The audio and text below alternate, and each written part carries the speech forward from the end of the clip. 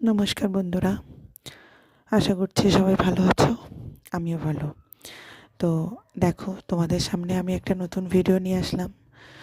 Actually এই ভিডিওটা আমার অনেক দিনের, বিবাহবার্ষিকীর। তো তোমরা নিশ্চয়ই বুঝতে পারছো।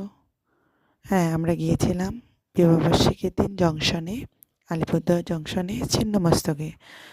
তো সেখানে আমরা প্রথম পুজোটা দিয়েছিলাম। আমরা যখন গিয়েছিলাম তো তখন অলরেডি সবার পুজো দেওয়া হয়ে গেছে। এই দেখো, সবাই মোমবাতি প্রদীপ সব জ্বালিয়েছে, ধূপকাঠি জ্বালিয়েছে। তো আমরাও পুজো দিয়েছিলাম এবং ভালোভাবেই দিয়েছিলাম, কিন্তু সেইটার ভিডিও বা কোনো ফটো নিতে পারিনি। তো পুজো শেষ হওয়ার পর মন্দিরটায় যে ঘুরে ঘুরে দেখছিলাম দুজনেই। আর শেষে পুজোটা যখন শেষ হয়ে গেছিলো তখন প্রসাদ দিচ্ছিলো। আর এই দেখো, ওর হাতে প্রসাদ। ওকে জিজ্ঞাসা করছিলাম তো ও বলে দিচ্ছিল যে ছিন্নমস্তক কালীবাড়িতে আসছি, মায়ের মন্দিরে জংশনে। তো শেষে আমরা ওখানে প্রসাদটা নিয়ে তারপর আমি যখন দেখছিলাম তো দেখি ও ভিডিওটা আমার করে দিল। তো ভালোই হলো।